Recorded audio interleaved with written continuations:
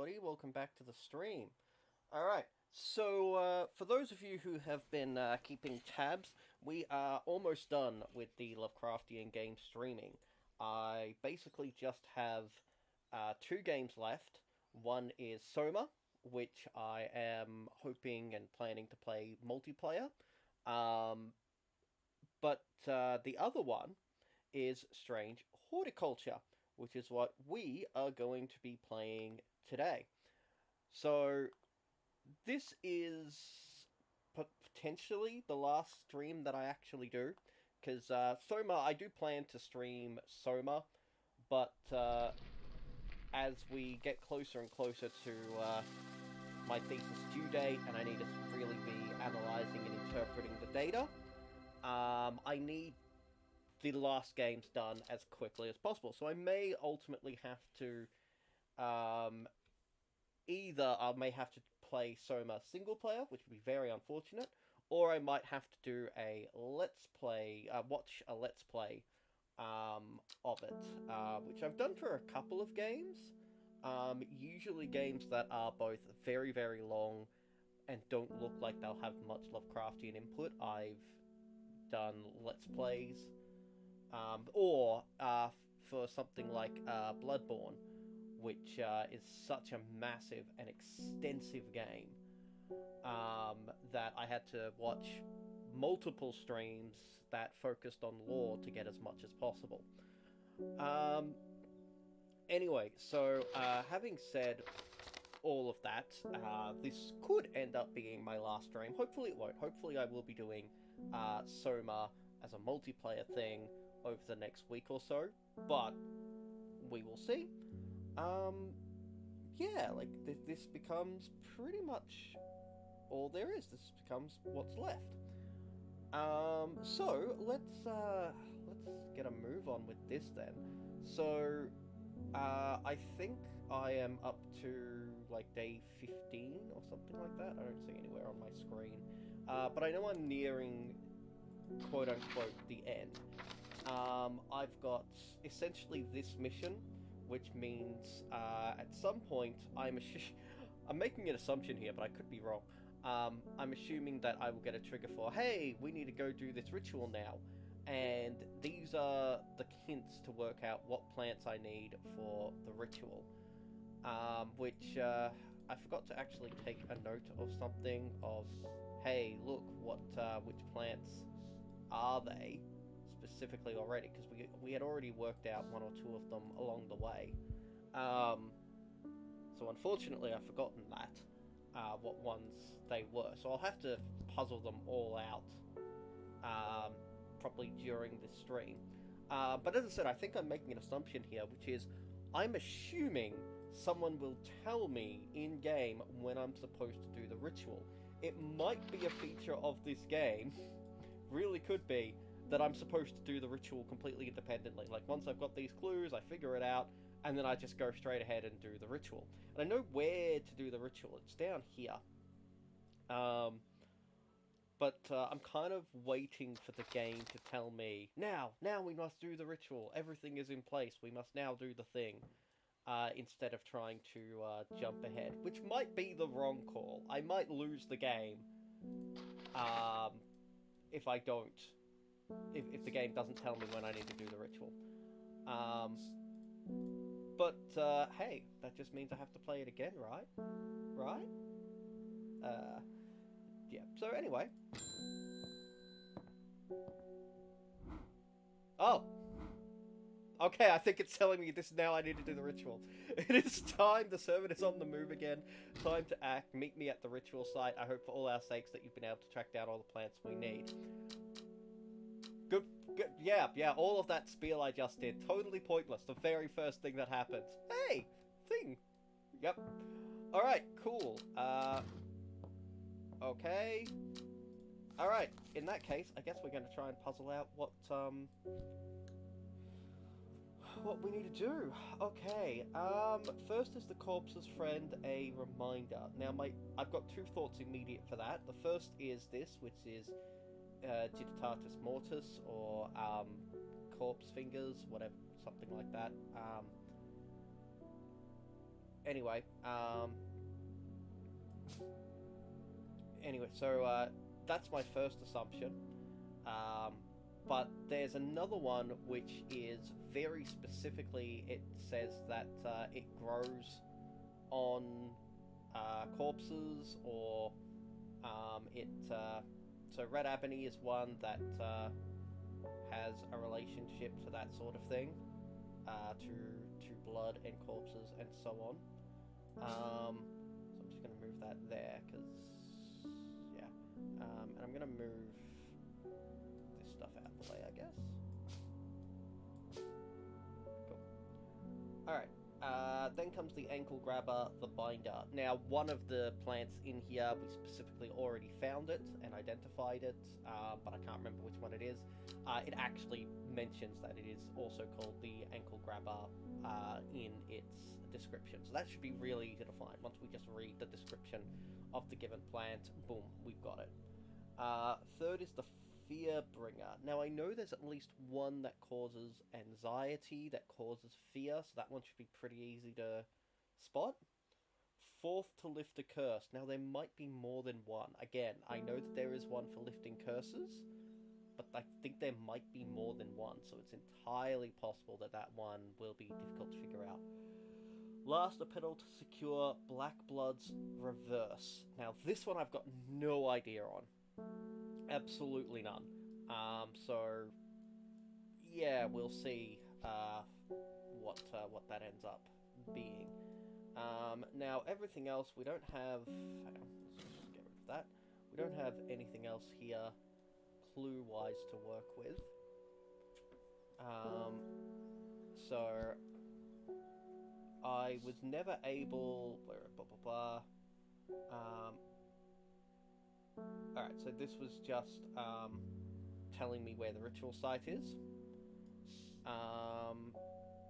Oh, I did do the one that was in...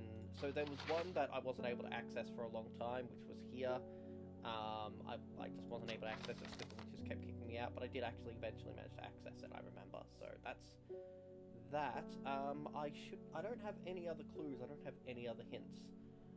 So yeah, we're in the final run. Let's start reading these plants. I'm trying to identify what they all are. Alright, can enhance psychic abilities? No. Powerful balm against disease in the heart? No. Can seem to draw in light, enveloping its surroundings in darkness. No, that doesn't really bring any of those. Treatment for stomach pains. Hypothermia can be rescued by a drop made from this plant. Extreme cold.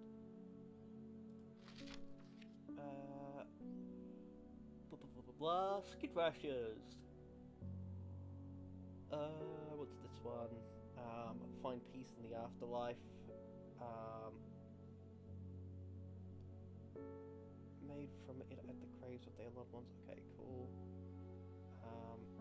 Okay, so that's the lucky one. Like the lucky 7 one that we had a thing for at one point. Afflictions of the mind. Slowly eaten alive by specimens of Taran. Andrew's Bane. Revered in the occult world as cross-section of the Taran reveals pentagonal symmetry. That's cool. I never had identified that one, hence there's no tick at the bottom, but that is really cool. Coldry. That one's the offering. Break blocks. Nobody knows why it grows there. Eye strain. No. Rejuvenation.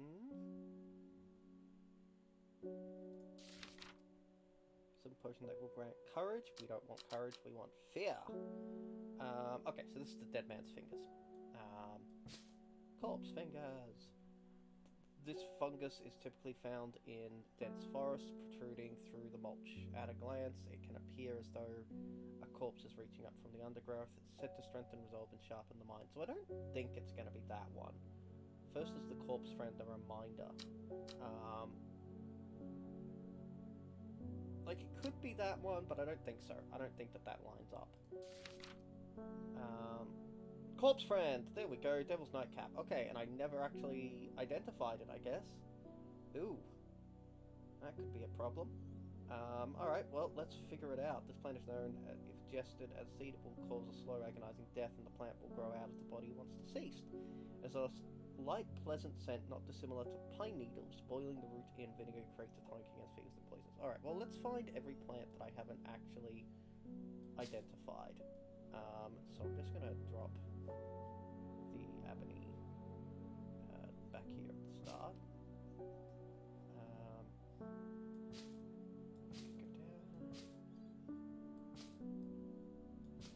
Wow, I have a lot of plants that I never identified. I think a couple of these I actually did work out what they are, but I didn't take note because I didn't have a specific quest to confirm what they were. So the ticks don't happen when you correctly tag them. The ticks happen when somebody asks for a thing and you give it to them correctly. Because it, you know, like, there's a gameplay thing where you have actually identified it as opposed to just, well, I suppose you can dumb luck identify things. I've done that too. But the point is that mechanically you've successfully completed a little mission, quest, whatever with it. So right now I have all these plants that I never identified. So we could be looking at any of these. So let's start with the right, a rather unpleasant scent. It has a light pleasant scent, so not that one. Dark purple flowers, red fruits, long flat leaves. Got the right one. I didn't think it was that one. So this was one of the ones that I actually ended the game with a mission for this one. Then when I started then I restarted the game. Sorry. When I ended a stream and then I came back to the stream, the mission for this one was gone. So I know that I kind of identified that. But, yeah, that particular mission just kind of got skipped or something? I'm not sure. I wasn't quite actually paying enough attention to figure out, to realize moves fast for a plant. A bland smelling flower. It's bland. Alright, so it's not going to be that, because that is mushroom. It's probably not going to be this. I'm betting that one, honestly. One of these two. No. Oh. Somewhat damp smell, dark red flowers. Wait, I'm looking for a light, pleasant scent, not a bad one. Ah, damn it. Not dissimilar to pine needles. There we go. It is this one. Soft aroma that reminds me of a pine forest. Okay, so this is the Devil's Nightcap.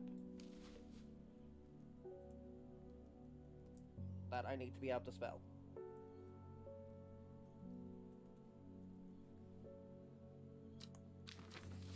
Alright, so this is officially the first one that we have identified, which means that is definitely not one of them. And also that'll be the first one that needs to go down. Powerful mind-altering abilities. No. If I recall correctly, so this actually might still be relevant. If I recall correctly, Dranthium was used by the guy who went out to try and fight the beast earlier. So it might still be relevant, but probably won't be. Elderfinium. The petals of this flower can be brewed to create an antidote to Dendris miasma. It has an intoxicating scent similar to that of Solomon's scepter. Create a petal to secure Black Blood's reverse. I'm wondering if it's this one. So we'll have to keep an eye out for the whole Dendris miasma thing. Hang on. Let's take it back this way, shouldn't it? No.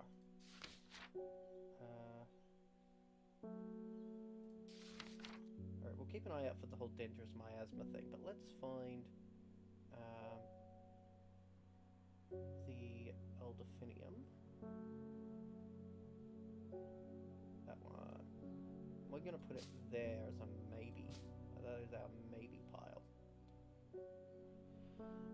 Embersol, protective properties. Nope. Considered overpowering. Has many short, pretty leaves. Take care not to touch its brightly coloured thorns. Only grows to the south in the watercolors where they call it Loath after a long dead king. Known to improve eyesight at night. Farmer's Worry. Grant strength for short periods. Red berries that provide an energy boost that lasts for hours. Camphor produces beautiful blah blah blah. Not the sleeping draught thing. Friendship between stages. We used that a few times. Digestive troubles can be an irritant. Trying to get an eye out for the black blood thing in particular, because I really have no idea. Here we go, dangerous miasma. Do not drink the sap. The blood will turn black as the blood succumbs to dangerous miasma. Alright, so a pedal to secure black blood's reverse. It's definitely black blood is the dangerous miasma. So I think that Elderfinium is definitely our last one. Because it's the reverse of this, essentially. But let's find the Gilded Dendra anyway and just put it in an appropriate position in the sort of maybe pile.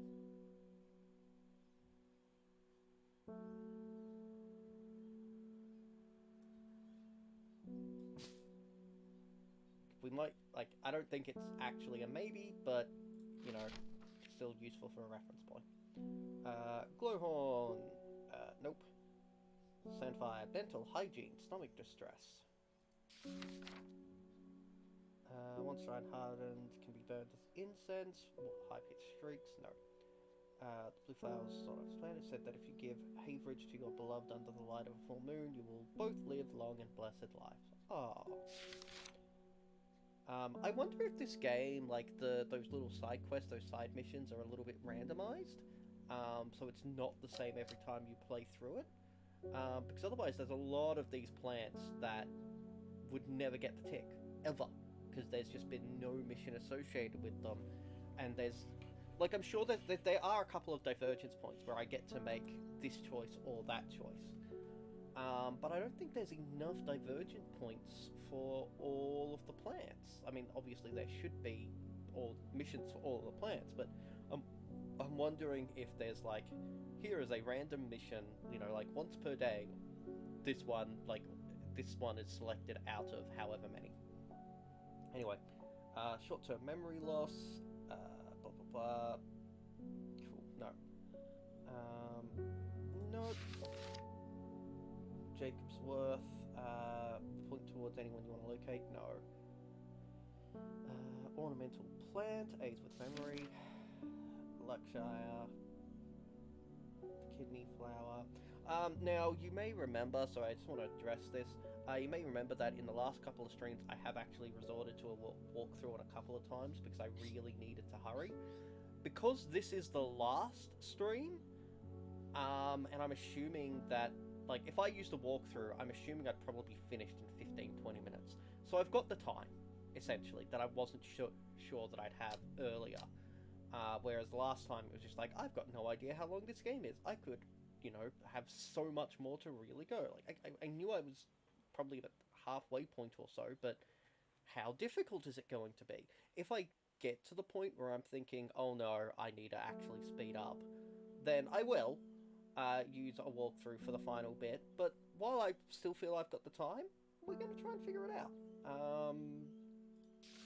So, yeah, not that one. Meridoc, utterly drain a person's mental faculties. No. Truth plant. I like that. Paralyzing effect. Witch's remedy. There we go. Long Veracund. Alright, let's find that.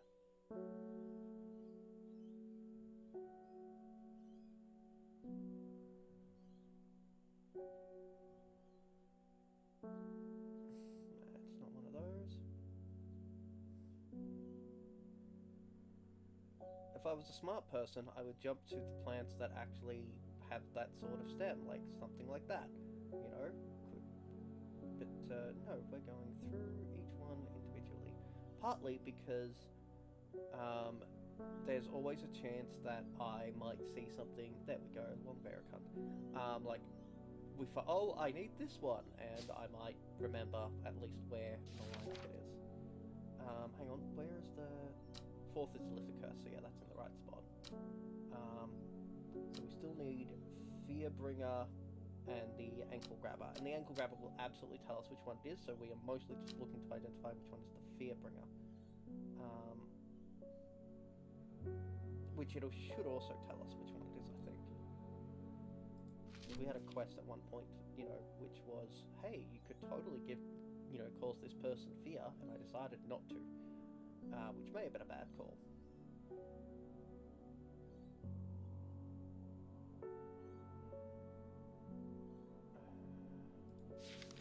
None of those, none of those.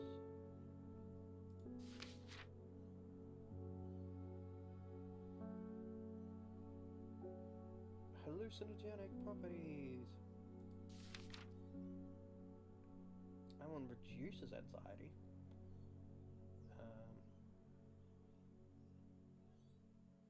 Prittle. I actually identified which one the Prittle was. I used it. I had to use it to make an elixir, but I had to make the elixir before I got this page. I actually had to use the walkthrough for that one, because that one would have just been trial and error of like 50 times or something.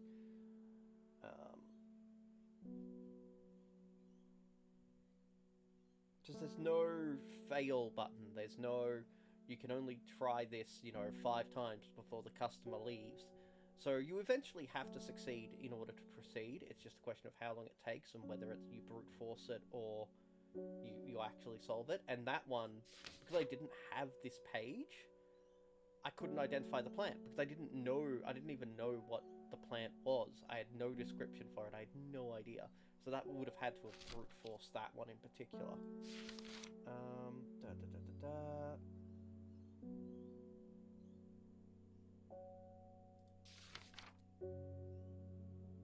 What have we got? Sour Bandy.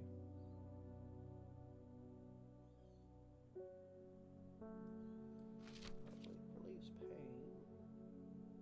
Improves hearing.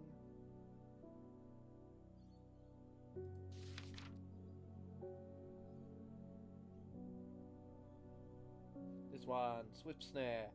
Okay. Has small heart-shaped leaves. So that one.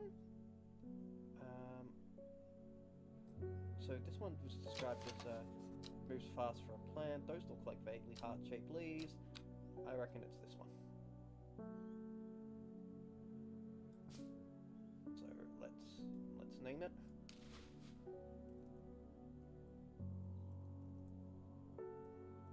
Swift Snare. Alright, so the last one we need is the Fearbringer. Associated with death. I really love this game. I love it so much. The smell it gives off is quite foul. Fingers buried. Oh, that's the gold one. Said to induce fear, Widow's Woe. Awesome. Also the Chemfoot, partly due to its unpleasant scent. Awesome. Alright, let's... Dark purple flowers. No. Red fruits, long flat leaves. No. Let's try this one. Somewhat damp smell, dark red flowers. Nah, just unpleasant, it says. Dark blue flower smells like sweet rhubarb. So not that one, maybe this one. Petals fall easily.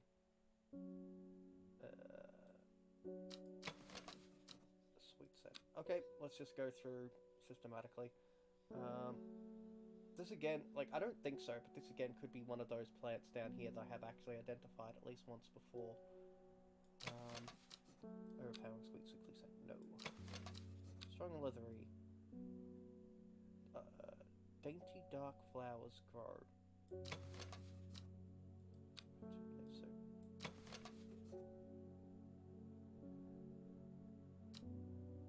Doesn't say anything about the scent. They are dark, but it doesn't really match up. And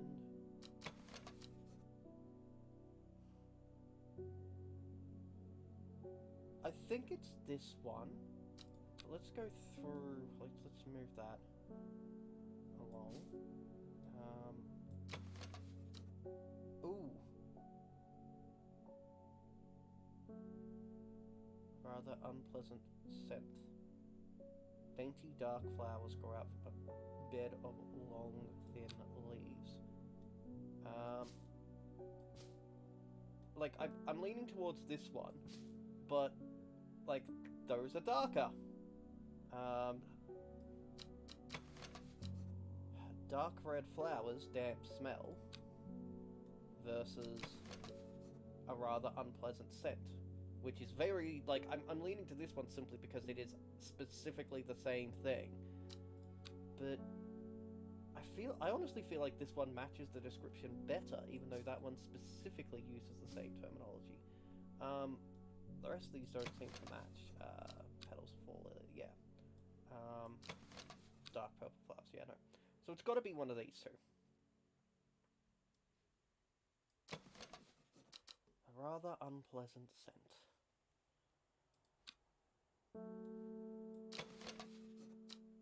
Somewhat damp smell, dark red flowers. Dainty dark dainty dark flowers.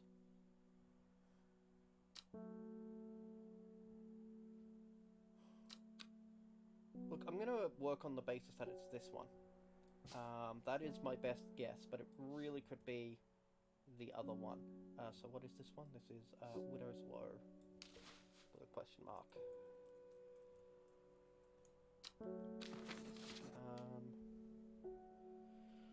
So that's it. That is our order. If I'm right, we win. If I'm not right, we lose. 5 slots for 5 plants. Which one is 1 though? So I feel like because of the way the arrow is pointing, it's like, you know, go anti-clockwise, 1, 2, 3, 4, 5 sort of situation. Like, I'm hoping that there's not a special order, essentially, because I don't see anything to reveal what order it should be. This does not offer me anything to work with. But, look at that close-up. The magnifying glass is just the shift button, but ineffective. Oh, kitty!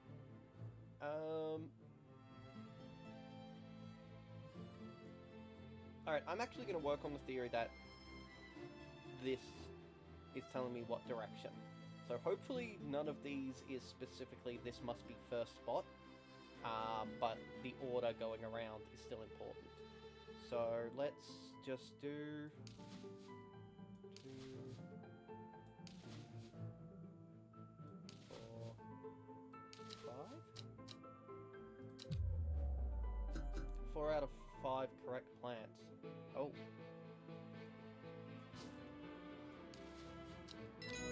Alright, it was the other one. Well done. I will take it from here.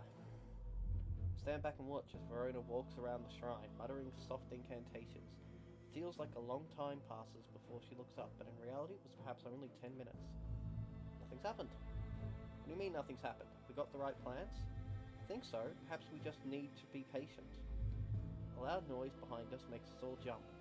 Turning round, I see something that makes my blood run cold. The woman in the jade mask is walking calmly and slowly towards us from the other side of the clearing.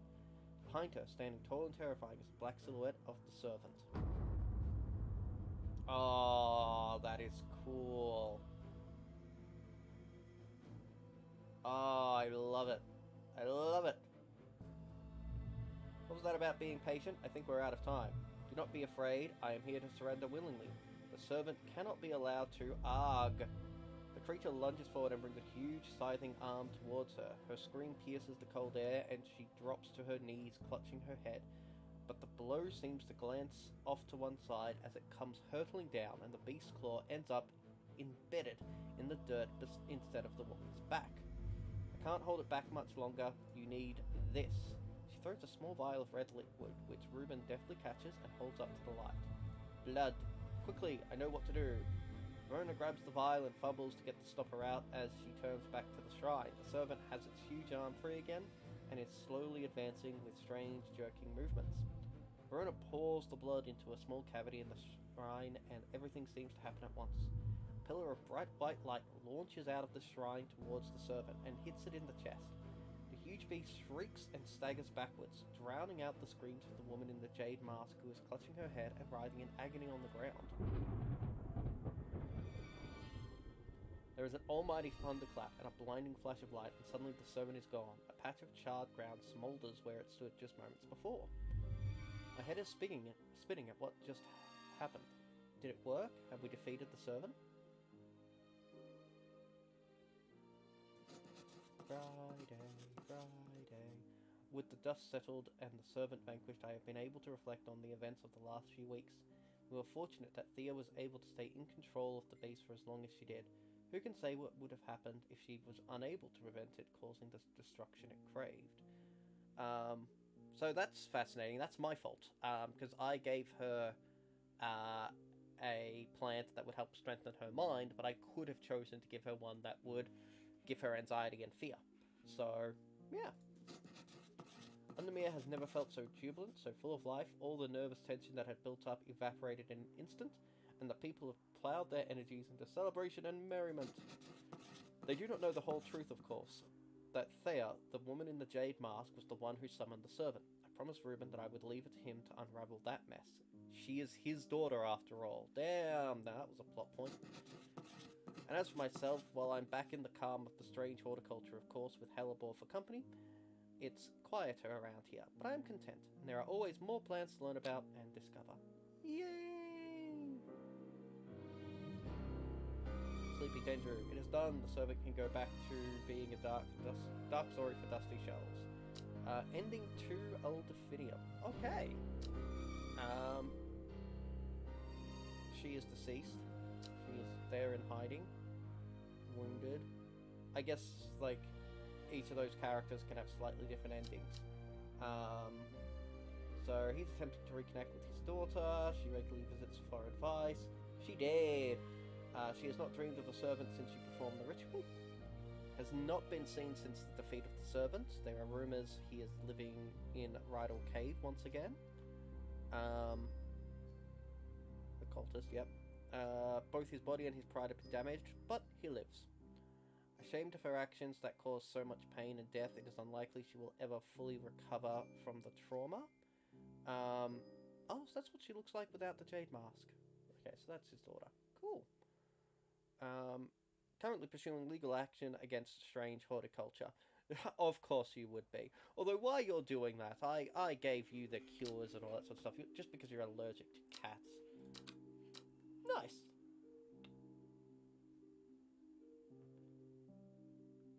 No, I didn't actually realise I was that close to the end, otherwise I would have finished this last game. I thought that there was at least another 2 days to go.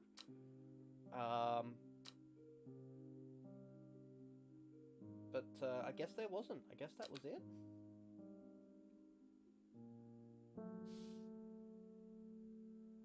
Maybe. Earlier. 59 of 77. Have you heard of the Monastery of the Black Veil? I think it would interest you. I learned of it from a man from Ravenglass. If you're ever in that part of the world, you should ask him about it. He owns the Horseshoe Inn on the main street. Okay. So...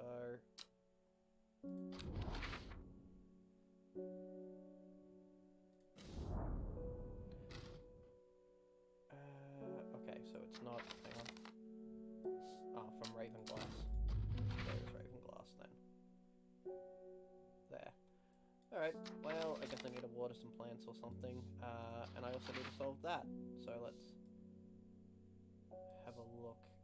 Okay, so that's triangle and a bunch of circles. The circles are the townships and the triangles are the mountains. So that actually should help us narrow it down quite a bit, actually.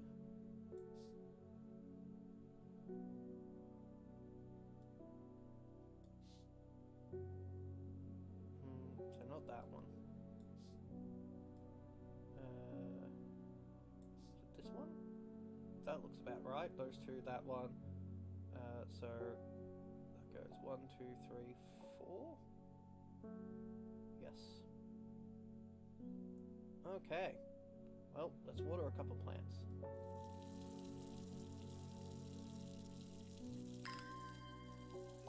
So, I'm continuing play because I love this game so much, but in principle, I think I've done enough to be able to give this game a review.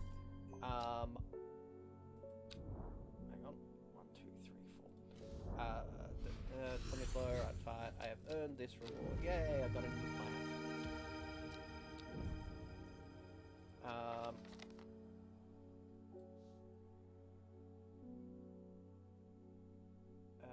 So which was the one? Devil's Nightcap. Okay, so this one was actually the Widow's Woe. So yeah,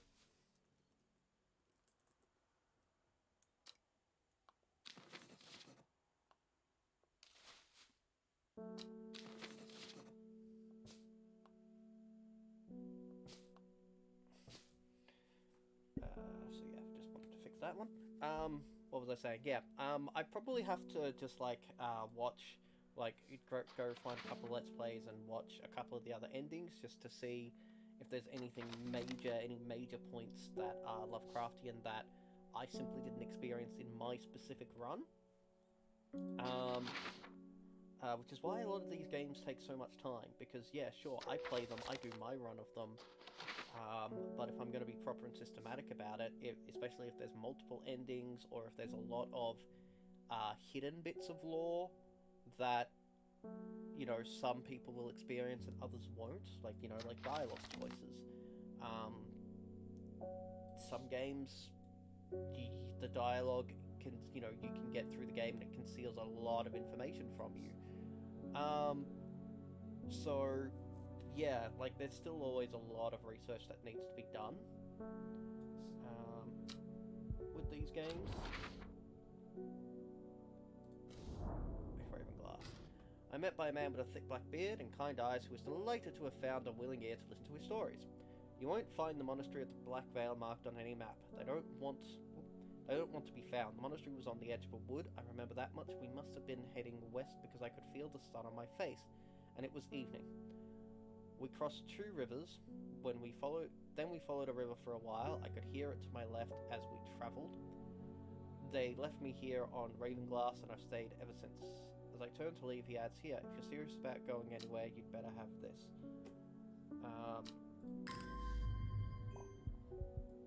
The Elixir of Black Veil, and that's just what the guy talked about then. Okay.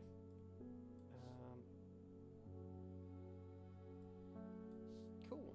Stench of the Twilight. I love it. Yes. Forest, river, another. So I feel like it's got to be around here somewhere. Is what I feel like. Anyway. Yeah, we're just gonna keep playing because we can. What was the? No, that one.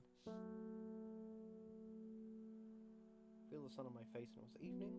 We crossed 2 rivers, which I feel like is likely to be those 2. Then we followed a river for a while. I could hear it to my left as we travelled, but it was on the edge of a wood. So is it going to be over here?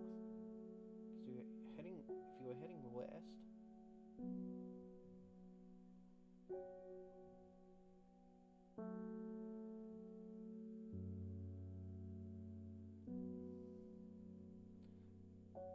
Heading west from where, though, would help a lot. Because otherwise that actually doesn't help us at all, because you could be heading west from anywhere on this map, or even off the map. It's on the edge of a wood. And it makes sense that it's going to be over here somewhere, because Ravenglass is there. Alright, so... the two rivers I don't feel matter too much, honestly, except to tell us probably over this way.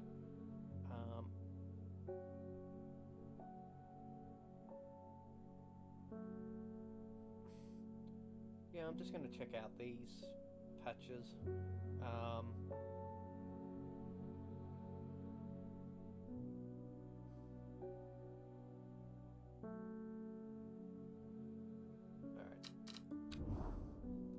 Start there.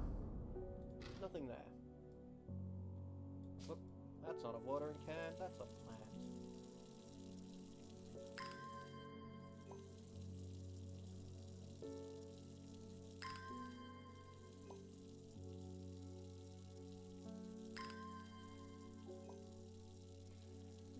So yeah, I might just do this bit, solve this little bit of the game, like this Black Monastery thing, and that's where I'll end it, most likely. Because as much as I love this game, if there is a little bit more to play, but the main story is done, then time-wise, I need to get to move on to just checking to see if there are any other mage divergences that I needed to be aware of, to do my analysis. But it's nice knowing that there's actually still a little bit of the game left over for me to explore and to mess around with. Why did I come here? Nobody knows. Yeah, it's nice to know that there's still a little bit more of the game to play. But if I finish the story, then I finish the story. So, yeah. Which means that I can probably...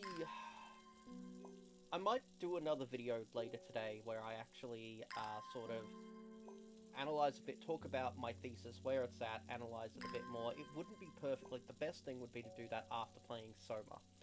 But because I really want to play Soma multiplayer, I would fundamentally have to...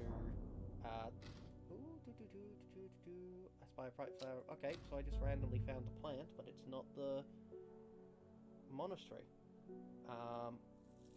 Oh, but I must have already been there before, apparently.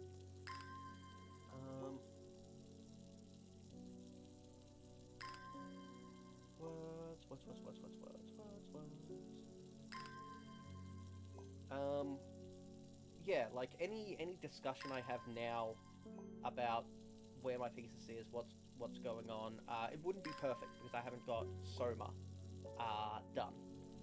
But Soma could take a while.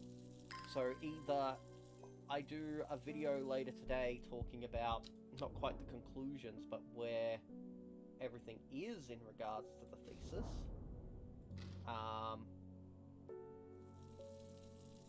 And basically do that as a sort of capstone thing, with the exception of playing through Soma. Or I wait until after I've done Soma.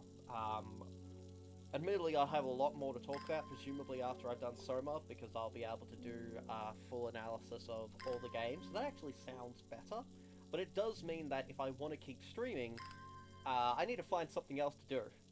And I've had a few ideas of what I can do, stream-wise, so we come back to one of the issues I've always had with... Oh, that before, yeah, watering a freaking glass vial, smart me. One of the issues I always had with streaming, which was doing this for my thesis gave it purpose. It's a great reason to, to stream, and gives me something to talk about and do. Whereas streaming normally, like, I'm not doing anything unique that differentiates, like, if I just decide to play a video game, what exactly am I offering viewers? Especially when I am not consistent. So, for those of you who are aware, my disability means that my sleep schedule... Like, the reason I haven't played Soma yet is because I haven't been conscious when the other player has been available. Like, I have not been conscious. Either I've had an episode, or my sleep schedule has been so far out of whack that I couldn't do the thing. So, if I... Like, and that's probably the problem in me doing Soma right now. Soma could take a month or more for me to play, regardless of how long the game actually is, because I'm coordinating my complete lack of a schedule with someone who has a very specific schedule. So these things need to line up. But the same is true for any audience I have. I can't simply say, every Monday night I will be streaming. I've tried that. I've tried doing, hey, let's have a regular game night or regular streaming or whatever, but I'll miss a week or two at a time. And when that's constant enough, people tend to kind of, like, it never becomes a regular thing for them to really tune into. Why did I come here? I don't know. Okay, maybe it's up here? I thought that,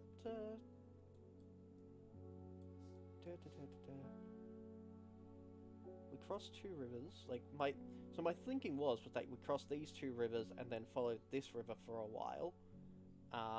And it was on the west, but I've just checked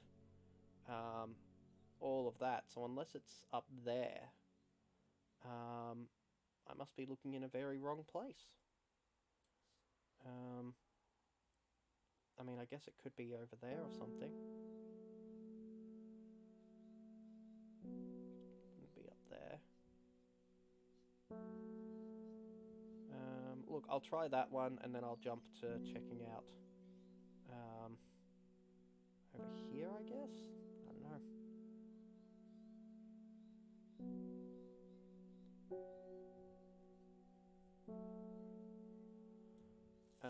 Yeah, schedules, fun. And, like, if I'm...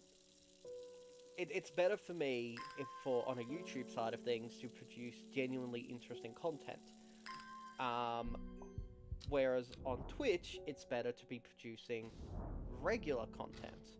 And granted, like, YouTube, it's also very important to produce regular content. And that's the thing that I have problems with. I can't guarantee regular content. So I'd have to fall back heavily on the genuinely interesting, which is what I was hoping this would be. Like, play these Lovecraftian games, give them a little bit of analysis, and discuss them a little.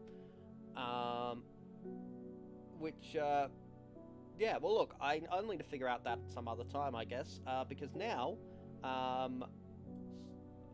guess, let's stop this. Hang on. There we go. Let's stop this, because I would like to just spend some time on this, rather than thinking and talking about other stuff, and we will actually open up, the pyramid, and, discuss it. So, this is the Lovecraftian horror pyramid itself. Let's have a look at the criteria. So I can delete those. Those were, from a previous game. So, strange horticulture. Alright, so it contains a richness of detail that is both precise and overwhelming. I'm having difficulty calling it overwhelming. I mean, it kind of is, but it's whelming, not overwhelming. But it does have a richness of detail. So I'm going to put it down just as a sort of a questionable 1 at the moment. So I'm just going to put it over there. Because if it doesn't actually meet that criteria, it is close to that criteria. So this might end up being something that goes into the 0.5 section. Like, I love the detail that's in this game. Just, it might not quite meet that. I don't feel like it does meet that. So, but I think it'll end up being a 0.5. It tells the same story again and again, each time adding more detail. No, no, that's not. So just to clarify, that doesn't mean, hey, look, it's the same gameplay loop, and it adds more detail every time you do the loop. No, we are talking in a very narrative sense here, which is you talk to someone, they tell you a story, and then you talk to either that same someone or someone else, and they tell you the same story, but then they add more details.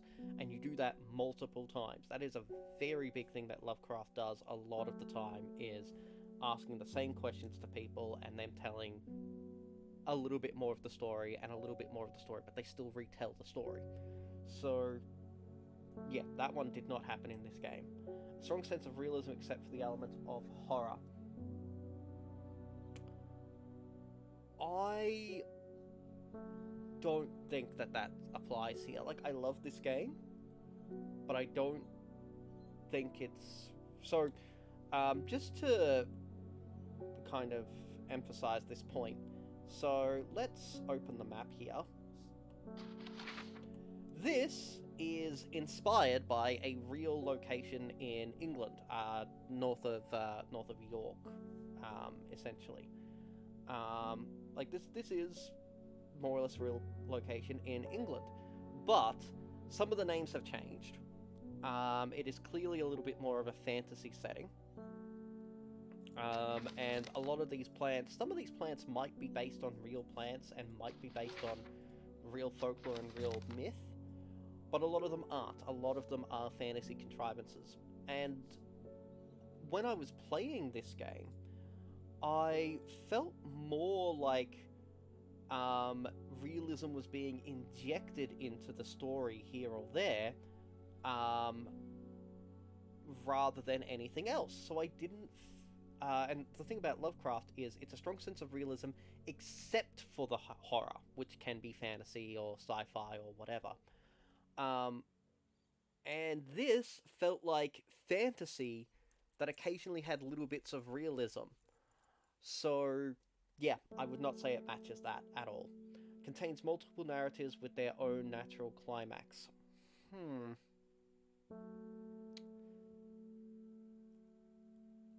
I want to say yes. And I think I will say yes, and allow me to explain why, because there's always, like, some of these are always contentious points. Partly because we're translating a criteria list that is based on literature and trying to impart that onto a video game. This list would be much easier to apply to a movie that doesn't have multiple choices, and that doesn't have user alterations, essentially. So it contains multiple narratives, each with their own natural climax. The most important thing about this point of criteria is that there may be a climax to the story, but for each of the other narratives, it's like all of the narratives don't suddenly get resolved in a nice, pretty bow. You have this, oh, hey, we've resolved the main narrative, we've had that climactic moment, but there's still other things that need to get resolved, and they will get resolved separately in a time and space that is natural for them, that isn't the same as the main narrative of, say, a film. So books, this happens a lot easier in, because books, there's the rules for books are a little bit more loose than film. Film is tends to be much more heavily structured, because the film industry itself is much more heavily structured and more controlling than editors for books. But like when you talk about video games, side quests sometimes can amount to this.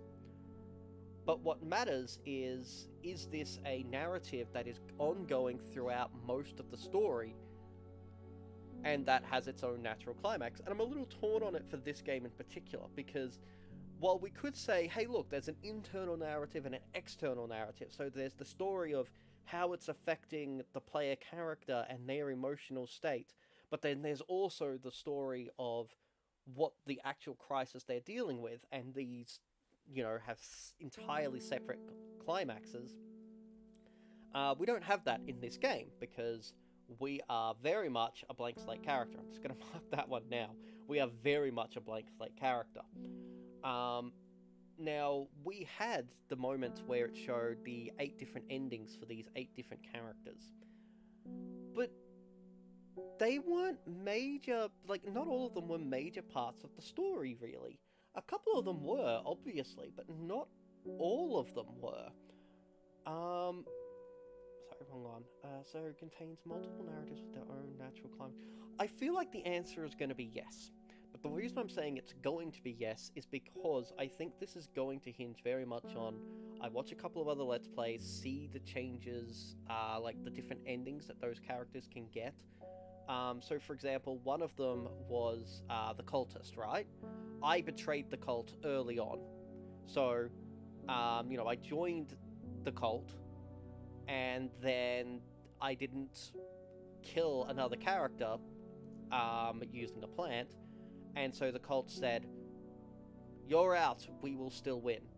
And that's it. That was the end of that narrative plotline. That wasn't really a climax, but it did end that storyline.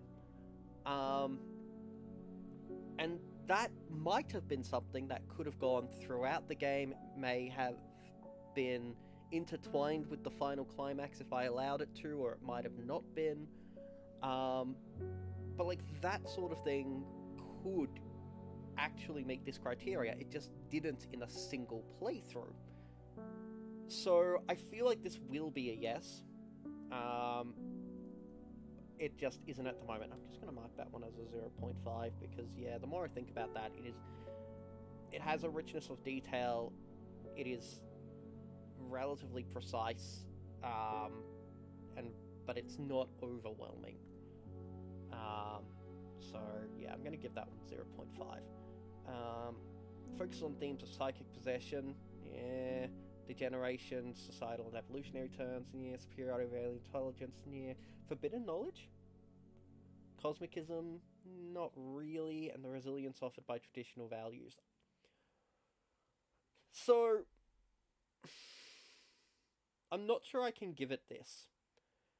So there is... maybe I can? Alright, so yeah, I'm thinking about it. So, I think the answer is going to be a no. Yes, there is a little element of forbidden knowledge. For example, that monastery, we just saw at the end there. But a lot of it is more lost knowledge, not forbidden knowledge, which isn't that big of a difference. Really, I don't think that that's enough. But the point is that forbidden knowledge is part of the game, but one theme, I would argue, is not enough. It needs to focus on plural themes for it to really meet this criteria. Psychic possession? Not really. There was psychic abilities, but there wasn't really possession so much. The anxiety and the fear that other characters felt were not felt in any way by us, the player. And even so, it was admittedly in a kind of Lovecraftian style, so like always one step removed. It does kind of work. Alright, let's just go through again. Psychic possession, I would say no. There is elements of psychic powers, prophecy, dreamscapes, and that sort of thing, but not psychic possession.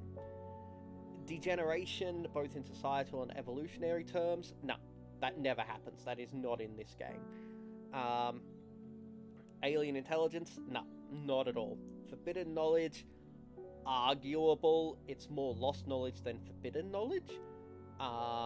It's not, oh no, this knowledge is taboo, you must not ever know about it, it is secret for a reason. At most we get, hey look, the witches are like, we know stuff, but we're not telling anybody. It's forbidden because supremacy, power, not, these are our secrets, not yours. KFC's secret herbs and spices. You could make an argue, but it's not... I just don't feel like that's actually a theme of the game.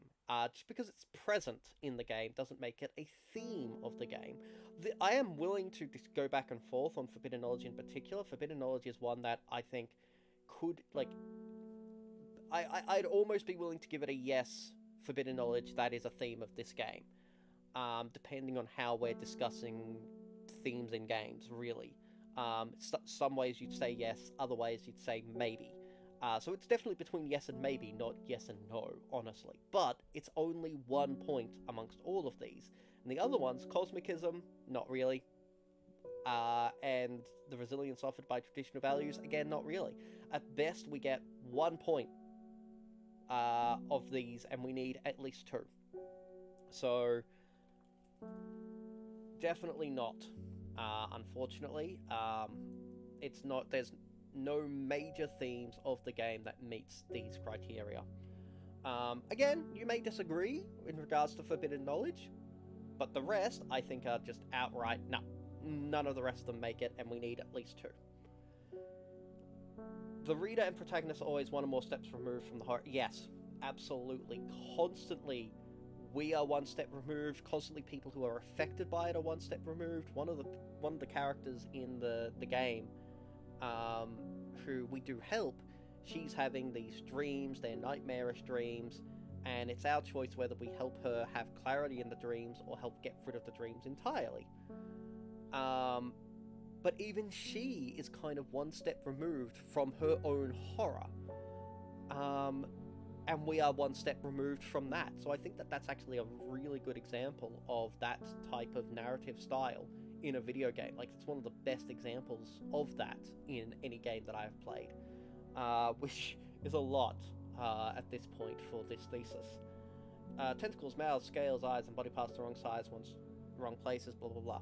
So, this one's a really contentious one to some people. What people normally associated with the look of what is Lovecraftian is not Lovecraftian. A lot of it is Cthulhu and Cthulhu mythos, which is really important because just having tentacles isn't enough. It's got to be something that conveys a sense of wrongness. So, hence, like eyes and body parts the wrong size and in the wrong places is a big part. So tentacles on the face, yeah, those aren't right. They're in the wrong place. But, oh look, it's just a squid head on a human. I mean, that feels like it's just a cut and paste monster. Like, and this is where you get the difference between monster horror and Lovecraftian horror. It's the focal point is supposed to be on these elements of wrong, not this is just a description, because you do that and suddenly a platypus is a Lovecraftian horror. A koala is a Lovecraftian horror. Literally any member of the chimp or gorilla, like any of those animals, are Lovecraftian horror. And that's not right. So, any chimera suddenly becomes Lovecraftian horror. And again, that is simply not right. So, yeah, it's a specific way that these things get combined that makes it Lovecraftian. And it's all about the wrongness factor. A couple of games do it. A couple of games do manage to capture that wrongness factor. And it's not just Uncanny Valley type stuff, which I would argue is... It depends. Uncanny Valley absolutely can fit under Lovecraft, but I'd argue Uncanny Valley and Lovecraft are just next to each other more than anything else. Like, there's overlap, rather than that one is under the other. Anyway, I think I've justified why this game doesn't have that. Yes, we saw a monster, but that's a monster, not this. Something exceedingly difficult to describe to others without sounding crazy, such as a mountain that walks or a combination of contradictory features. I feel like this game could have done that. If the game didn't show us an image of the monster and just tried to tell us what it looked like, we would have ticked that box. I would have just, bam, done, ticked. But because it showed us an image of what the creature looked like, which we've got no reason not to think that is the canon version of this, I would say no, that this isn't met. But this game could have met that. they made a choice not to. I actually like that they made that choice. Like, I should emphasize here, just because something is Lovecraftian doesn't mean it's good. Not doing the Lovecraftian thing can often make a game better, as will be covered in this one in particular, which I'll just cover right now. Part of the horror should be fueled by real-world stereotypes held by the audience to help build the horror and suspense. This is typically racism, but not necessarily so. A lot of the time you want to avoid that. Just like that is not a thing that you want in your games. Some games do it, and some games do it really well. But they do it in very particular, specific ways in order for it to work, especially in regards to a modern audience as opposed to a historic audience. Yeah, sometimes you don't want Lovecraftian stuff in your games, and that's a good thing. So this game could have done this. It really could have. But I'm happy that it didn't. Uses the terms coined by Lovecraft. No, we didn't do that. And blank slate character. So, contains multiple narratives. Yeah, I'll have to answer that one later. I think it'll end up being a yes, but I'll have to answer it later. Belittling of humanity. No. Indescribable. No, we actively see it. Unknowable. No, we actually learn a lot about it. We actually end up knowing quite a bit about it. No amount of... Yeah, it doesn't... We don't go beyond the surface level read. And that surface level is... This is what you want from the surface level. It's answered these questions. Any other questions are questions that aren't even asked. So, yeah. Helpless, no, we actually... And hopeless, no, we actually have a lot that we feel that we can do throughout that game. We are very... Like, can we fight it with our fists? No. But everything we've done in this game has been, can we use plans to solve it? Yes, we can. And that's exactly what we do. So I never feel helpless or hopeless, and that is not a source of horror for this game. Appalling truth, no, there's nothing appalling in what we learn. Logic of insanity, that one's actually a maybe. I'm gonna say yes. So if I didn't go down the storylines which allowed you to exacerbate the anxiety in other characters, but it's clear that they were already going down that path, and the choices that I was given, even though I didn't choose to go down that path, the choices that it offered me clearly were in line with this. So yeah, I'm gonna give that one a 1. I will have to, like, I may change that once I've watched the other endings, but I don't think I will. I genuinely don't think I will. Part of the horror should be fueled by real... Yeah, no, not that. The only salvation in traditional values, it only delays the inevitable, it does not offer an escape. Again, no. I mean, you could make an argument, I could see somebody making the argument of, you know, witch remedies and herbalism, those are traditional forms of medicine, and those are the, you know, they offer an escape, they offer resilience, and so on and so forth. No. And the reason I'm saying no here is not because those aren't traditional things, it's that those aren't traditional values unto itself, which is important, but also it only delays the inevitable, it does not offer an escape. Even if you turn around and say, actually, yes, this, you know, this horticulture stuff does actually qualify, it solves the problem. It does offer an escape. It does offer a solution. It doesn't simply delay the inevitable. It goes, yep, and this problem has been solved, it's fixed. So, you actually do get salvation. Salvation is not in quotation marks in this game. So, yeah, it does not meet that. So, the last two things are a couple of notes in regards to the Cthulhu mythos and a little bit of the difference between what is Derlethian and what is the Cthulhu mythos versus what is Lovecraftian.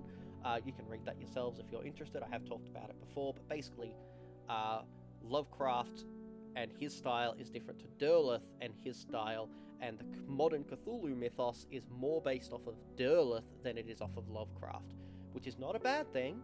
It's just important to know that it's a different thing. Things should be allowed to evolve. Just to be clear, being Lovecraftian is not the be-all and end-all. There are things that being Derlethian and the Cthulhu mythos do so much better For example, so many less isms in the Cthulhu mythos. But that is essentially what we're looking at here. So, what's that? That becomes possibly 3.5 points for aesthetic and 1 point for horror, which would end up placing it around about here, some between these two games, in fact. Right between two of the Call of Cthulhu games. So it may end up a little bit lower, but yeah, we should expect this game to wind up around here on the pyramid. So, now that we've done that analysis and you've gotten whatever you got out of that, I think it might be worth just raising one more thing that I'm looking at doing in future. So this is the sample of the Lovecraftian horror pyramid. It's basically, I've grabbed half of the games on here, and I've put them onto a visual representation of the pyramid. So the reason I did only half is because my supervisor suggested that instead of having my thesis do all of the games and do an analysis of all of the games, I make a selection and I take a look at the selection. And the more I think about it, the more I don't think so. The only reason to do a sample of the overall pyramid is simply because, have a look at this line, these images would have to get really freaking small to fit all of these along that line. Which that is the biggest argument for not trying to put all of the games on the pyramid and only having a selection of them. But, if I can fit them, I probably should. And the reason for that logic is simply because, well, for one thing, I am going to be doing an analysis of all of the games anyway, so there's no real good reason to just put a representative sample except for visual purposes. So if I can fit them all, I should fit them all. Otherwise, just a representative is fine. But the other thing is that if my analysis, which one of my supervisors has been suggesting maybe I should, for scope purposes, which I get it, it's more concerned about the value of the analysis as well as how much time I've got left for the thesis. Like, can I, do an analysis of every single game that I've played, which is 42 games as of right now, 43 once I've done Soma. Can I do an effective analysis of all of these in the thesis? I believe the answer is yes, I can. If I can't, then obviously I must focus on a sample of them.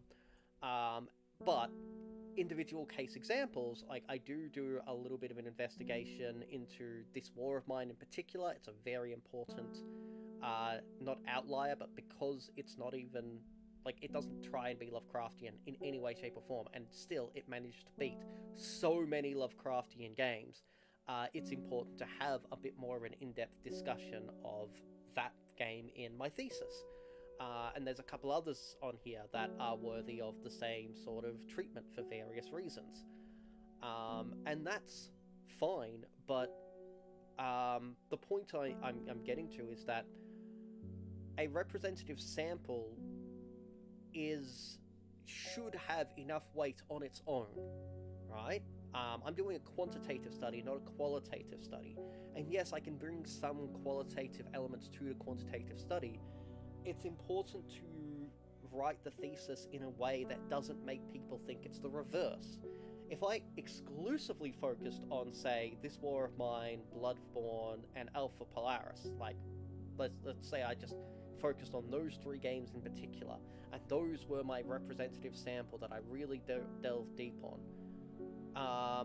people might think that represents the whole genre, when actually they really, really, really don't.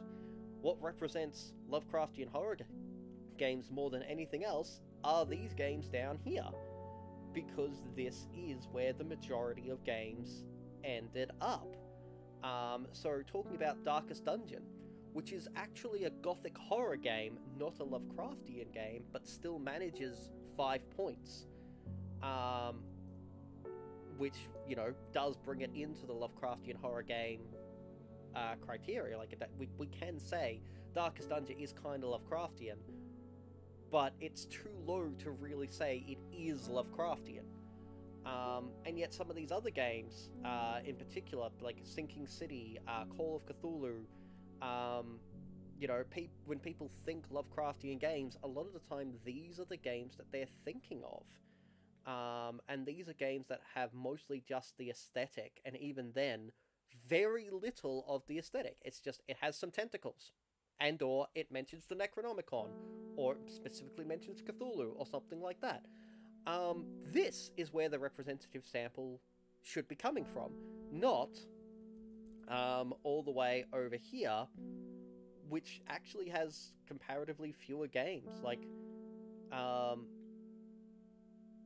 this is less games in total than everything down here, which shouldn't be too surprising, except for the fact that this side has nothing. Absolutely nothing. Now, that is a little bit because I just haven't played enough games to find horror games that lack the aesthetic. But that's also why it was so important that I play so many games in order to try and find some more games that end up over here, which we got the static and My Friend is a Raven through that process. PT was one I already knew and was already suspicious of. This War of Mine and PT are two of the big reasons why this thesis exists, because I had the theory that they were more Lovecraftian than most Lovecraftian games.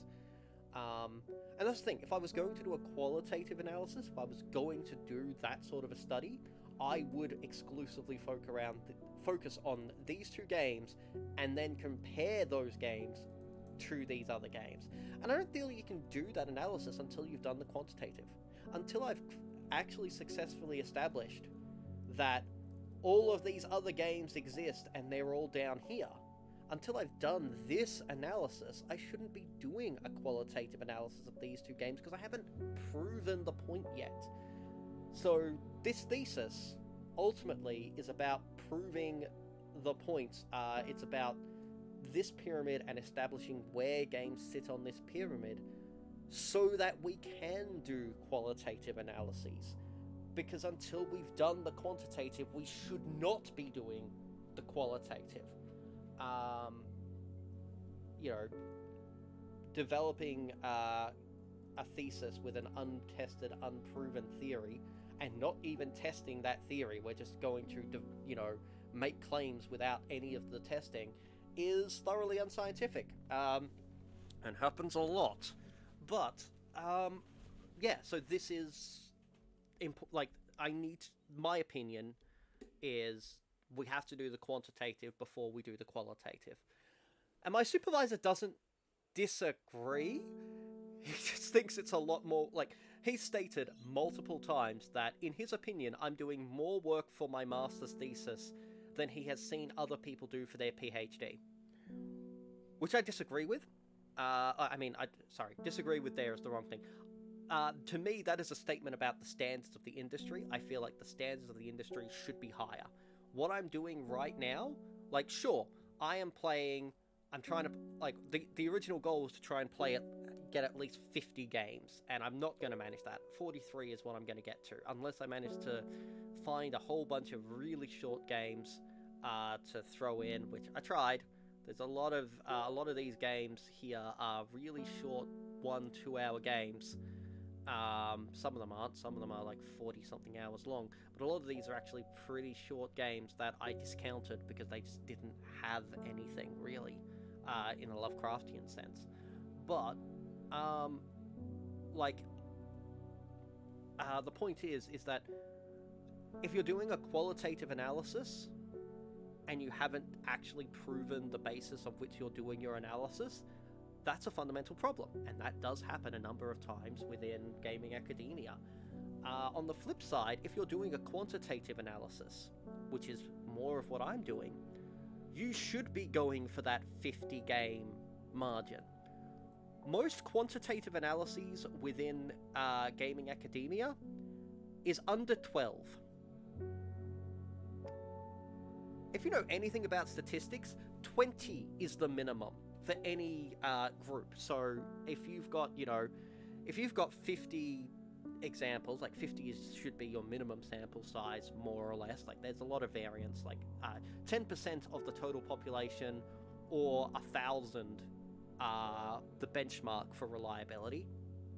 But what you also need is at least 20 members from each demographic you're studying. So, for example, men and women.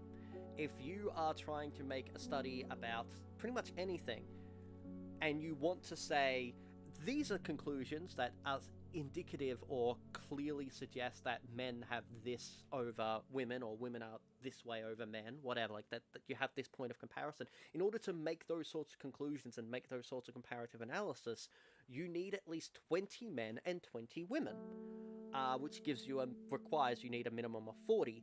There's probably going to be some overlap, you're probably going to be some outliers, but ultimately what you really want to get to the point is that where adding one more person to the pile isn't going to meaningfully change the statistics. That is what you're trying to get to. And you can't do that below 20, is what the maths basically, below 20, every one instance is more than 5% of the demographic, and that's way too big of a margin of error. You really want to get that number as small as possible. Hence, I want to get to 50, I wanted to get, enough of these things, but coming back to gaming academia, 12. I've seen large-scale studies of 9 people. And these are things that are the benchmark for other parts of gaming academia and primary reference points. And it's just like, this is not enough. This is not nearly enough. I wrote an article on this myself. I never got it published because my autism doesn't really allow me to do that. It's really annoying. I've just got some mental hang-ups that I really need to fix, and I have ways to fix them. They're reliant on other people, which sucks. But regardless, it's the thing. It's just like it's the standard within gaming academia needs to be higher than it currently is. And having come from a background of history, archaeology, museum curatorship, a bit of economics, some statistic analysis, all these different things, as well as I've done courses in film writing and martial arts and education. I've done courses in all of these things. Sure, my standard might be high in comparison to others, but the existing standard within gaming academia is super low, and that's bad. So the statement that my master's thesis and that this level of analysis is highest, is much higher and much more intense than other people's PhD theses, that's not a statement about me. That's a statement about the academia, because this is almost minimum standards for statistical analysis. And it's not even quite making it, because I should have at least 50 here for it to really actually start mattering. Preferably at least 100, but that is actually unreasonable. We would never be able to fit that in, but and I probably actually would have made the 50. I lost 2 months due to my disability, just outright. I lost 2 months. I was, thanks to my disability and various complications, I was actually a little bit homeless and had minimal internet access for about 2 months. And in that 2 months, I could have gotten several more games done. So, to me, this was the only reason that I haven't achieved my goals is because my disability has hindered me. Which really makes me question how and why are people's PhD theses of a lower standard of content, of quantitative and or qualitative analysis, how are people's PhDs lower in, not lower quality, just at a lower standard than this? So that is a discussion that I believe my supervisors are both pretty good. They're I'm not going to say they're the best in the world. One of them is absolutely the best supervisor I've ever had. The other one is up there. I wouldn't necessarily say he's the you know, second place, but I would say he is still up there. I've had some bad supervision. My disability mostly comes from my first thesis and my supervisors, their treatment of me.